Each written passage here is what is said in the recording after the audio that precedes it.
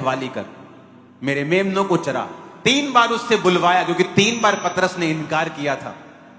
और परमेश्वर ने बताया कि मैं सचमुच तुझसे प्यार करता हूं। दुनिया आपको छोड़ देती, देखो मशहूर लोगों को अनफॉलो, पॉडकास्ट कैंसल। क्यों? अरे अभी तो उसको सपोर्ट की जरूरत है, उसने मिस्टेक की है, वो माना है मिस्टेक अपनी। पर ये दुनिया अलग है, ये दुनिया अलग है। आजकल डिजिटल गिद्ध है, डिजिटल गिद्ध पहले होते थे आके लाश खाते थे, आजकल गिद्ध जो है वो डिजिटल हो गए हैं। एक दूसरे की कमियां पकड़ते और वीडियोस बनाते ताकि उनको व्यूज मिल सके। वो गिद्ध हैं लेकिन डिजिटल वाले, ये आपके सगे नहीं है। अगर आपकी लाइफ में जीसस है तो आप स्टेब्लिश्ड हैं, ब्लेस्ड हैं। मैं आपको बता रहा हूं, आप देख लो दुनिया कैसी है। एक मिस्टेक और सब आपको छोड़ देते हैं।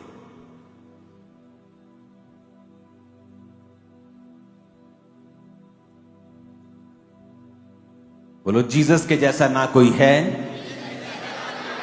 ना कोई होगा, ना कोई था। आमीन। जीसस एक जगह बैठे हैं और एक वैश्या उनके पांव को धोकर, उनके पांव पर इत्र मलकर बालों से पोंछने लगी, आंसुओं से भिगोने लगी। और जो बंदा जिसने जीसस को बुलाया था कहता, क्या यह मनुष्य जो अपने आप को भविष्यद्वक्ता कहता है नहीं जानता कि कैसी औरत उसके पांव को छूती है? तो जीसस ने कहा, क्या तुम नहीं जानते कि वैद्य की जरूरत बीमारों को है? मैं धर्मियों को नहीं पापियों को बुलाने के लिए आया हूं। आपकी पड़ोसन, आपका पड़ोसी जितना मर्जी अच्छा हो, जब आप छोटे बच्चे होते हैं वो आपको तभी किस्सी करते हैं और पकड़ते हैं जब आप साफ सुथरे होते हैं। आपके गंदगी लगी हो, आप नाली में गिर के आए हो, आपके गोबर लगा हो मुंह पे, वो कभी चूमते नहीं।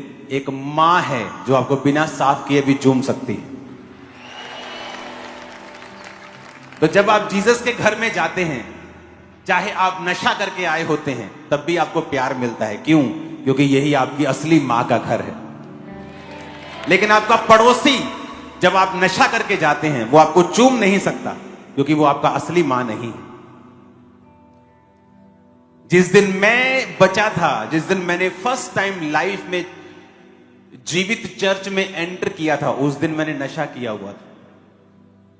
नशा करके बाइक पे देखने के लिए गया था। उन्होंने कहा, गाड़ी मत लेना, बाइक ले लो, हमारे घर हमारा गलियों बलियों में है, तो बाइक लेके हमारे पीछे आ जाओ। तो अगर शायद मुझे भी कोई पीटता कि चर्च में एंटर करके नशा करके, मारो इसको केस कर दो, इसको जेल भेज दो। क्योंकि जो असली मां होती है, जब वो अपने बच्चे को गंदा देखती है, उसे साफ करना चाहती है। इसलिए जीसस ने कहा, आओ मैं तुम्हें साफ करूंगा, आओ मैं तुम्हें चंगा करूंगा, आओ मैं तुम्हें स्ट्रांग करूंगा, मजबूत करूंगा, अलग करूंगा। हालेलुया। और पड़ोसी क्या कहता है? पुत जा पहला मुंह धो के आ, जा पहला कपड़े पा के आ, जा पहला सोना बन के आ, फिर मैं तेनू किस्सी करा। यही फर्क होता है एक असली मां में और एक पड़ोसी में। जीसस एक असली मां है, एक असली बाप है, इससे मालूम होता है।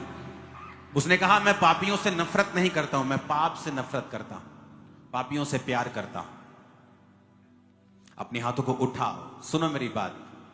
अगर अपनी जिंदगी में अभी आशीष देखनी है और जो फ्यूचर में आ रहा है, आपको उसका हिस्सा नहीं बनना है। मैं आपको फिर बता रहा हूं, फ्यूचर में सब चीजें, खाने से लेके, इंटरनेट से लेके, जो बेसिक चीजें हैं, दुनिया की, पूरी दुनिया की चंद लोगों के हाथ में होंगी और फिर वहां से वो दुनिया घुमाएंगे। छोटी छोटी किराने की दुकानें बंद होनी शुरू होंगी, क्योंकि उनको होल्ड करना है फ्यूचर में। वो नुकसान करा के भी अपने बड़े बड़े स्टोर्स चलाएंगे, क्योंकि वो सब चीजों को खत्म करना चाहेंगे। वहां से वो कंट्रोल करना चाहेंगे, क्योंकि पब्लिक कंट्रोल होगी खाने से, बेसिक चीजों से। और ये बढ़ती जाएंगी चीजें। और मैं आपको बता रहा हूं, अगर अब आपका रिलेशन प्रभु के साथ मजबूत नहीं हुआ तो आप सफर करेंगे। अगर अब यूथ पाप की तरफ घूमता रहा तो सफरिंग्स होंगी आगे, क्योंकि मुश्किल हो जाएंगी चीजें, यहां पर भी बाहर भी। लेकिन मैं आपको बता रहा हूं, परमेश्वर चुनेगा लोगों को और इतना बढ़ाएगा, मैं आपको बता रहा हूं, और आपके बीच में से चुनेगा।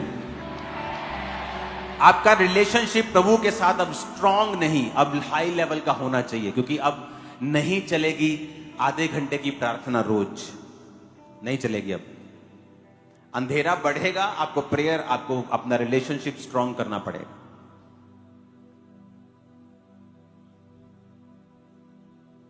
प्रभु ने तब बताया था यहां लाइंस होंगी राशन के लिए, जब यहां पर राशन खुला था, भंडार भरे थे।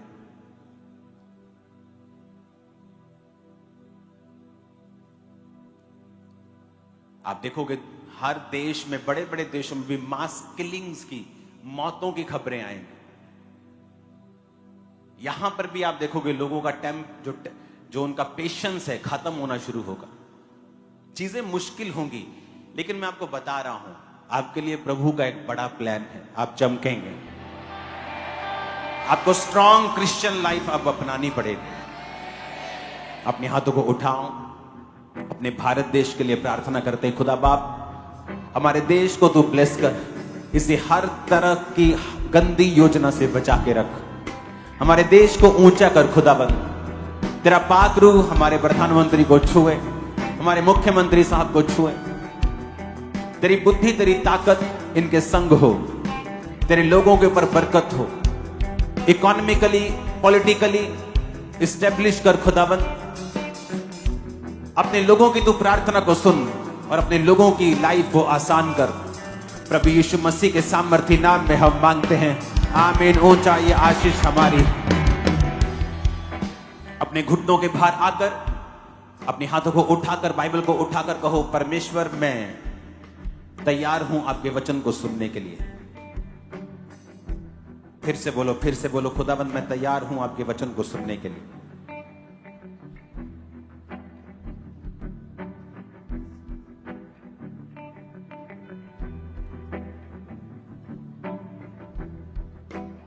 किस तरह से मैं खुद को पाक रखूं, किस तरह से खुदा की राह चलूं, किस तरह से। ऊंची आवाज में कहो, परमेश्वर जो कुछ मैं सुनूंगा मैं फलों को लेके आऊंगा। मांगो मांगो मांगो खुदाबंद से।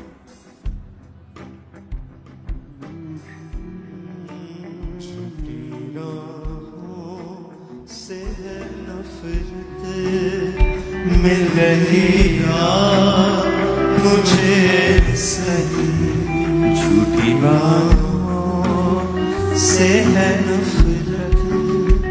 मिल रही मुझे सही, अपने दिल में मैंने इसको छिपा के रखा है। अपने दिल में मैंने इसको छिपा के रखा है। तेरी शरीयत कभी न भूलूं। उठाकर अपने हाथों को फिर से मांगो। आपकी सिर्फ प्रार्थना की आवाज मुझे आनी चाहिए।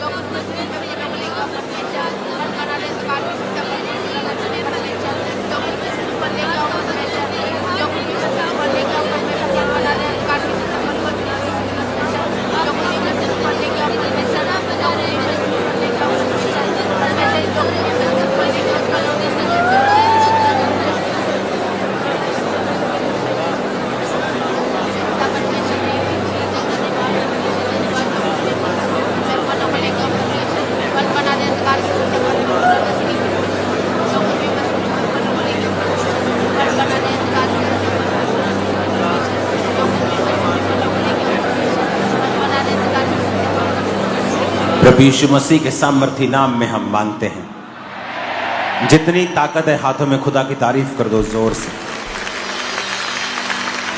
एक टेस्टिमनी को हम सुनेंगे सिस्टर रंजीत की। आज अपने वचन को बहुत ध्यान से समझना है। आवाज आ रही है पीछे?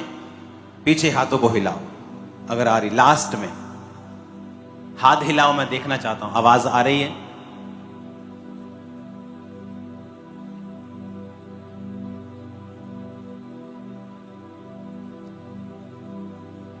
अपने पड़ोसी को बोलो आज का वचन ध्यान से समझना, क्योंकि ये तेरी जिंदगी को पूरी तरह से बदल देगा। आमीन। एक टेस्टिमनी को हम सुनेंगे अभी। अपोस्टल जी, इस बहन का नाम रंजीत कौर है और ये जलंधर के रहने वाले हैं। पिछले 2 साल से इनको फुलवैरी का रोग हो गया था, जिसकी वजह से इनके फेस के ऊपर की जो स्किन थी वो वाइट होना शुरू हो चुकी थी और पूरी बॉडी के ऊपर ही फुलवैरी के जो ये निशान थे ये बढ़ने इतने ज्यादा शुरू हो चुके थे कि ये बहन बाहर धूप में भी जा नहीं पाते थे। इतनी ज्यादा तकलीफ थी इस रोग के कारण।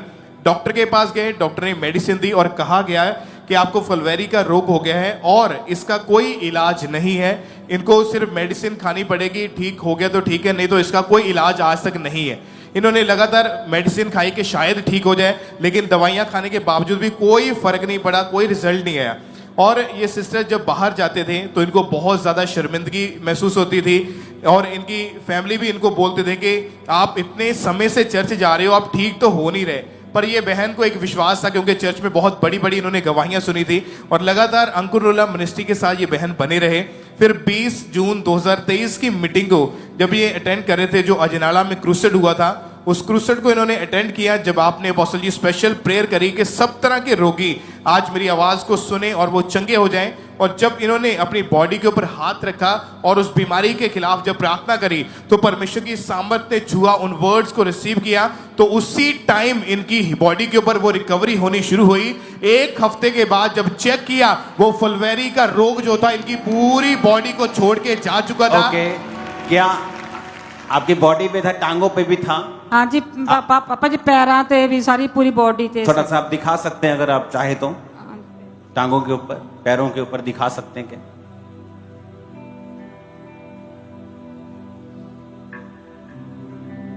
थोड़ा ऊपर ऊपर करना हल्का सा। और ये पुरानी फोटो दिखाना, पुरानी फोटो। अच्छा, पेट भी दिखाना अभी जो हील हुआ है। ओके, पुरानी फोटो दिखाना, अब सिर्फ पुरानी फोटो दिखाना अभी एक जगह पे, और अब की फोटो दिखाना। अब का फेस दिखाना बेटा। ओ जीसस, ये कभी सुने ऐसा? पहले कभी नहीं सुना, मैंने कभी नहीं सुना। मैं तो खुद हैरान होता हूं, मैं रियलिटी बता रहा हूं। जब ऐसे मिरेकल्स मैं सुनता हूं, खुद हैरान होता हूं कि वाह, परमेश्वर कितना बड़ा है और वो अपने लोगों की प्रार्थना को सुनता है। वो उसके हाथ में है स्किन, उसके हाथ में है हड्डियां।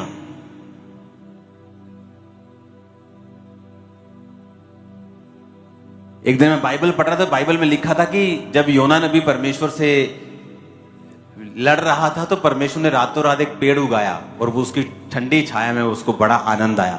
लिखा परमेश्वर ने एक कीड़ा भेजा, उसने पेड़ को काटा और पेड़ सूख गया। मतलब परमेश्वर को तो यह भी पता है कौन सा कीड़ा क्या काम करता है, कौन सा कीड़ा क्या काम करता है, उसको तो यह भी पता है।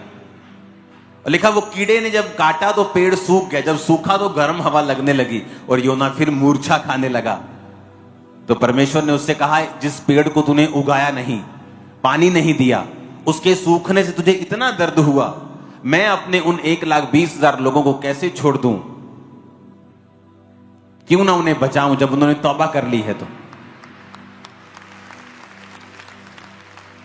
आप मसीह में थे मेरी बहन? हाँ जी पापा जी। और आप चर्च के मेंबर थे आप? हाँ जी, हाँ जी। और इस बीमारी की वजह से आपको शर्मिंदगी होती थी और लोग क्या बोलते थे कि आपको चर्च ਪਾਪਾ ਜੀ ਮੇਰੀ ਬਾਕੀ ਫੈਮਿਲੀ ਨੌਨ ਬਲੀਵਰ ਆ ਮੈਨੂੰ ਬਹੁਤ ਤਾਨੇ ਮੇਰੇ ਮਾਰਦੇ ਸੀਗੇ ਕਹਿੰਦੇ ਕਿ ਤੁਸੀਂ ਉੱਥੇ ਜਾਂਦੇ ਆ ਤਾਂ ਤੂੰ ਇਹਨੇ ਬਿਮਾਰੀ ਕਿੱਦਾਂ ਆ ਗਈ ਇਹ और ਇਹ ਤੁਹਾਨੂੰ ਇਹ ਵੀ ਪਤਾ ਸੀ ਕਿ ਠੀਕ ਹੋਣ ਵਾਲੀ ਹੈ ਨਹੀਂ ਪਾਪਾ ਜੀ ਮੈਨੂੰ ਅੰਨੇ ਜਾਤੀਆਂ ਵਾਲਿਆਂ ਨੇ ਬਹੁਤ ਕਿਹਾ ਸਾਡੇ ਸੰਤਾਂ ਕੋ ਜਾ ਉੱਥੇ ਜਾ ਤੂੰ ਠੀਕ ਹੋ ਜਾਊਂਗੀ ਪਰ ਮੈਂ ਵਿਸ਼ਵਾਸ ਕਰਦੀ ਸੀ ਪਰਮੇਸ਼ਰ ਤੇ ਮੈਂ ਕਿਹਾ ਮੇਰਾ ਪਰਮੇਸ਼ਰ ਮੈਨੂੰ ਚੰਗਾ ਕਰੇ ਚਾਹੇ ਨਾ ਕਰੇ ਉਹ ਮੇਰਾ ਪਰਮੇਸ਼ਰ ਹੈ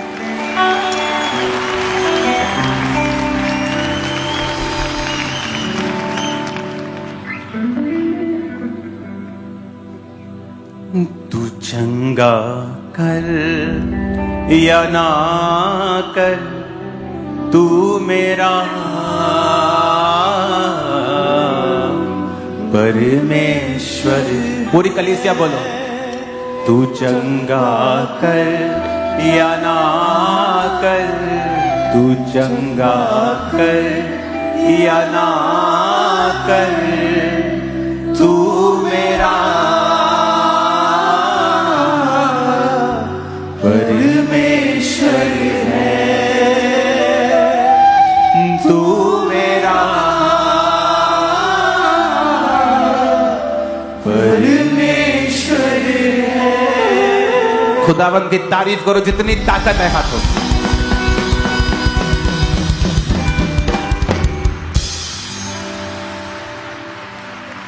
अभी वो लोग आपको देखते होंगे कि आप चंगे हो ਪਾਪਾ गए ਜੀ ਬਹੁਤ ਸ਼ਰਮਿੰਦਾ ਆ शर्मिंदे नहीं करने चर्च लेके आने हूं सारे ਅੱਛਾ ਜੀ ਪਾਪਾ ਜੀ ਓਕੇ हालेलुया उनको भी मालूम होना चाहिए कि ऐसा क्या है कि जो कैंसर ठीक हो रहे हैं जो फुलवेरियां ठीक हो रही हैं एक औरत को एड्स था तो वो प्रार्थना करवा के जब वापस गई तो उसका एड्स ठीक हो गया और रिपोर्ट नेगेटिव आ गई कहती है नेगेटिव आ गई पर मैं हले 2 महीने चेक करना एक कार कोई नहीं चेक 2 महीने बाद भी नेगेटिव ही आओ लोग हैरान हो रहे कि ये कैसे हो सकता है ये कैसे पॉसिबल है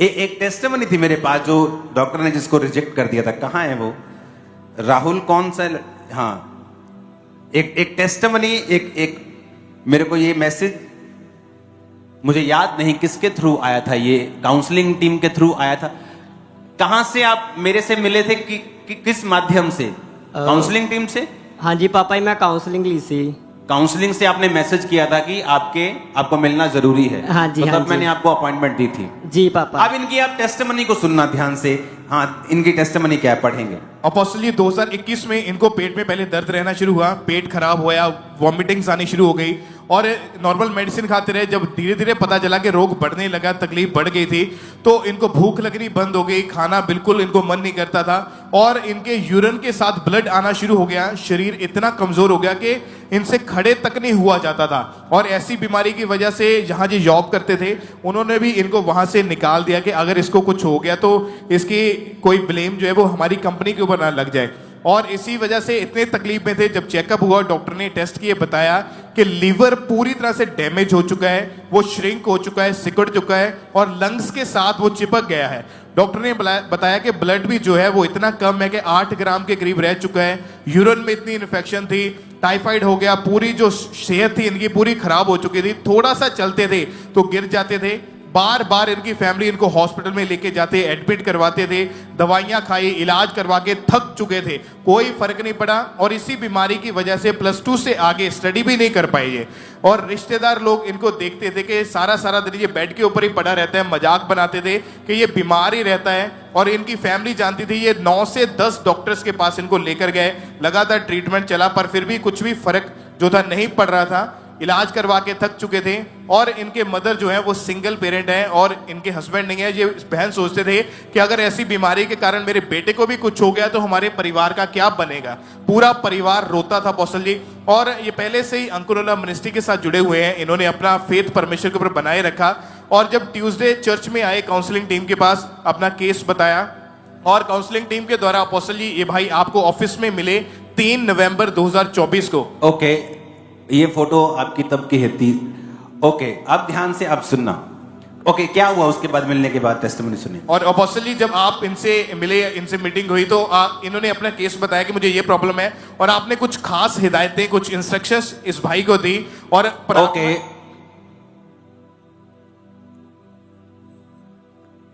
आपको मालूम है जो बहुत सीरियस केस होते हैं, कोई एड्स, कोई कैंसर, कोई लास्ट स्टेज लीवर सिरोसिस है या कुछ ऐसा है, इमरजेंसी केस है, तो ट्यूसडे मेरी टीम मुझे मैसेज करती है कि ये केस है, हाई केस है, आपको इससे मिलना है। तो मैं उनको अपने शेड्यूल के हिसाब से मैं टाइम देता हूं।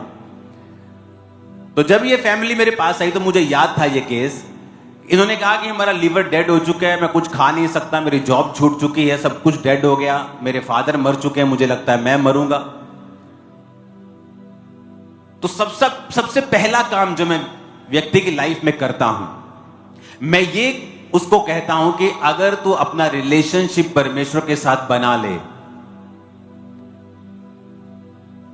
अगर तू अपनी रिलेशनशिप को स्ट्रांग कर ले, डिलीवरेंस के लिए, अगर डिलीवरेंस वीक्स चल रहे हैं, मैं आपको एक सीक्रेट देता हूं, अगर आपको परमेश्वर से परमानेंट डिलीवरेंस और छुटकारा चाहिए, वो फाइनेंस का हो, फैमिली का हो, पर्सनल लाइफ का हो, माइंड का हो, सोचों का हो, शरीर की बीमारी का हो, गलत लोगों का हो, विरोधियों से हो, आप ऐसी जगह फंसे हुए हैं कि निकल नहीं सकते क्योंकि फाइनेंस नहीं है, टू मेनी रीजंस, और भी रीजंस हो सकते हैं। मैं आपको बताना चाहता हूं, अगर आप ये फॉलो करें जो मैं आपको बता रहा हूं, प्रभु आपको डिलीवर कर देगा सब चीजों से। आप जानते हैं, अगर आप पूरी बाइबल में पढ़ें, कौन से ऐसे लोग थे जिन्होंने इंपैक्ट किया है, जो छूटे हैं खुद भी और छुड़ाया है लोगों को भी। उनकी लाइफ में एक कॉमन चीज होगी,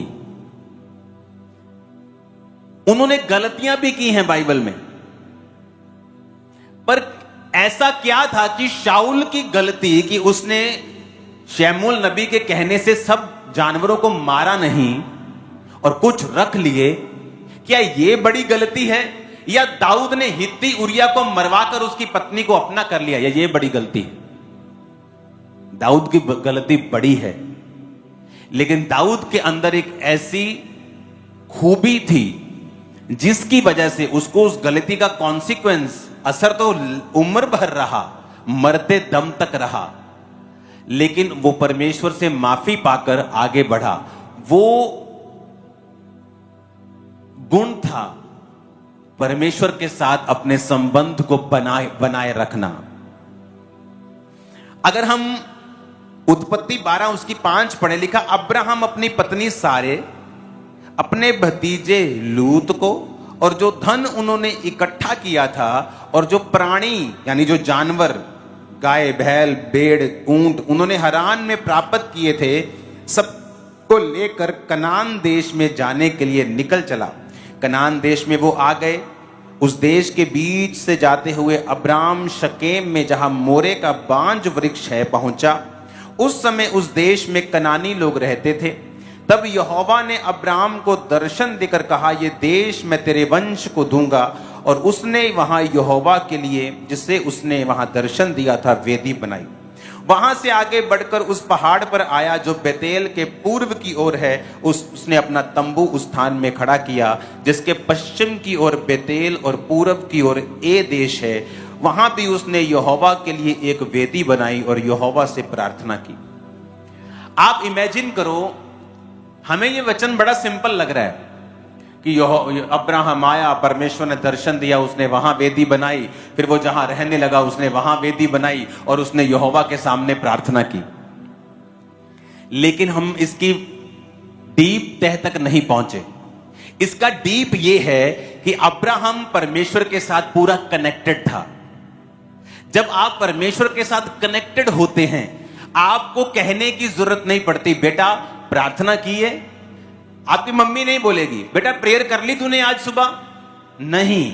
अगर आप कनेक्टेड हैं, आप खुद ब खुद प्रेयर में चले जाएंगे। अगर आपको कहने की जरूरत पड़ रही है कि तू प्रेयर की तुमने, ओ मैं भूल गया, मैं भूल गई। प्रार्थना की, नो मैं कल से करूंगा, मैं कल से करूंगी। इसका मतलब आप परमेश्वर के साथ रिलेशनशिप में नहीं हैं, आपकी परमेश्वर के साथ जो रिलेशनशिप है वो कमजोर है। अब्राहम गया, जहां गया वेदी बनाई, वेदी मतलब प्रार्थना, वेदी बनाई और यहोवा से प्रार्थना की। फिर जहां रहने लगा वहां हर टाइम परमेश्वर को याद रखना। यहां बहुत से लोग हैं पर दो तरह के हैं। कौन? एक वो जिनका परमेश्वर के साथ डायरेक्ट रिलेशनशिप है, और दूसरे वो जो उस रिलेशनशिप के कारण जो आपका है यहां चर्च में बैठे हैं, कि वो बेटी बैठी है यहां पे, उसका अपना इतना रिलेशन प्रभु के साथ स्ट्रांग नहीं, उसकी मम्मी का स्ट्रांग है। उसकी मम्मी उसको खींचती है, बेटा प्रार्थना करनी है, बाइबल पढ़नी है, ये करना है, वो करना है। और आप नोटिस करेंगे बाइबल में अगर कोई जल्दी छूटा है तो वो व्यक्ति छूटा है जिसका परमेश्वर के साथ अपना रिलेशनशिप है। आपकी फैमिली में बहुत से लोग होते हैं जिनका अपना रिलेशनशिप प्रभु के साथ कोई नहीं है, क्योंकि आप एक स्ट्रांग क्रिश्चियन हैं तो वो चर्च में आ रहे हैं। जिस दिन आप चर्च में नहीं आएंगे, प्रभु से हटेंगे, वो भी हटेंगे, क्योंकि उनका अपना कोई रिलेशनशिप परमेश्वर के साथ नहीं है।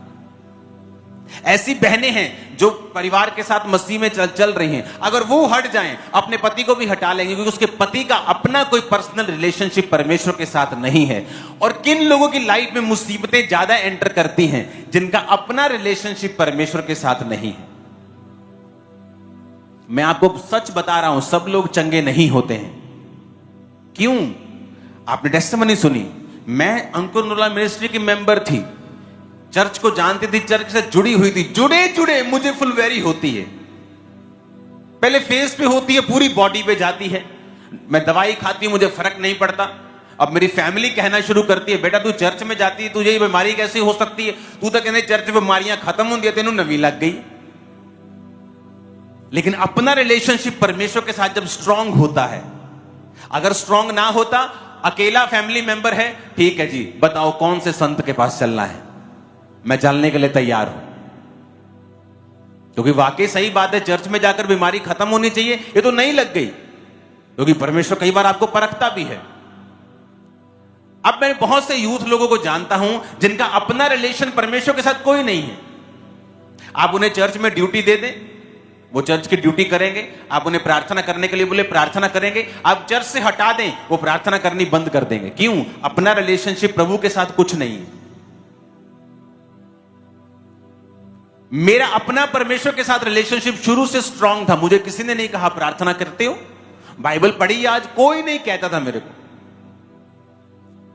जब मैं 1 दिन 2 दिन 4 दिन का मसीही था, तब भी मैंने 15 मिनट प्रार्थना जब शुरू की थी, तो मुझे मालूम था मुझे प्रार्थना करनी है, और परमेश्वर के साथ मुझे रिलेशनशिप फील होता था। जब मैं प्रार्थना में बैठता था, मुझे लगता था कि अब ऐसा परमेश्वर मुझे मिला है जो मेरी प्रेयर को डायरेक्ट सुन रहा है और जो मुझे उत्तर भी दे सकता है। पहले ऐसा नहीं था। लोगों को लगता है कि शायद मैं मसीह के बारे में जानता हूं, दूसरों के बारे में नहीं जानता। मैं उनके बारे में बात नहीं करना चाहता।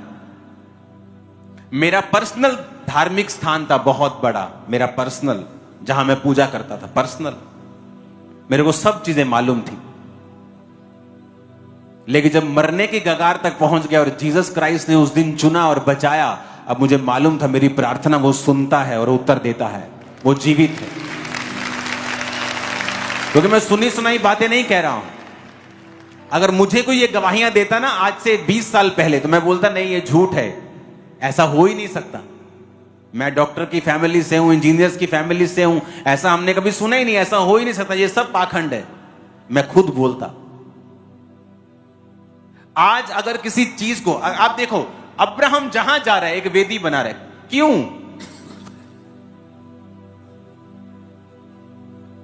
कोई लिखा नहीं है कहीं, वचन अभी आया ही नहीं है।